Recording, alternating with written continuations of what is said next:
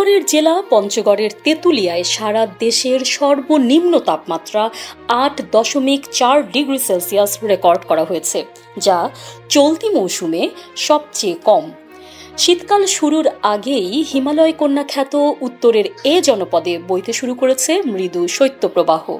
তেঁতুলিয়া আবহাওয়া পর্যবেক্ষণাগার সূত্রে জানা যায়, শুক্রবার সকাল ৯টায় তেঁতুলিয়ায় সারা দেশের সর্বনিম্ন তাপমাত্রা রেকর্ড করা হয়েছে ৮.৪ ডিগ্রি সেলসিয়াস।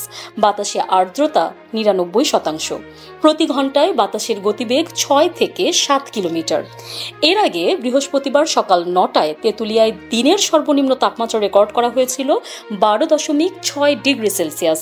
ওই দিন বেলা ৩টায় তেঁতুলিয়ায় দিনের সর্বোচ্চ তাপমাত্রা রেকর্ড করা হয়েছিল ২৪.৮ ডিগ্রি সেলসিয়াস। তবে ওই দিন সারা দেশের সর্বনিম্ন তাপমাত্রা ১০.২ ডিগ্রি সেলসিয়াস রেকর্ড করা হয়েছিল গোপালগঞ্জ ও চুয়াডাঙ্গায়।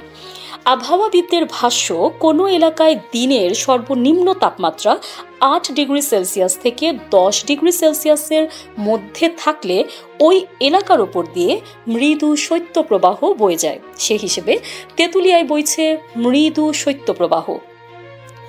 তেঁতুলিয়া আবহাওয়া পর্যবেক্ষণাগারের ভারপ্রাপ্ত কর্মকর্তা জিতেন্দ্রনাথ রায় বলেন, শুক্রবার সকালে তেঁতুলিয়ায় চলতি মৌসুমের সর্বনিম্ন রেকর্ড করা হয়েছে। এ এলাকার ওপর দিয়ে মৃদু শৈত্যপ্রবাহ বয়ে যাচ্ছে। আকাশে মেঘের পরিমাণ কমে গেছে, সেই সঙ্গে সকাল সকাল কুয়াশা কেটে গিয়ে ঝলমলে রোদের দেখা মিলেছে। মৃদু শৈত্যপ্রবাহ থাকলেও দিনের বেলা ঝলমলে রোদ থাকায় জনজীবনে কিছুটা স্বস্তি থাকবে।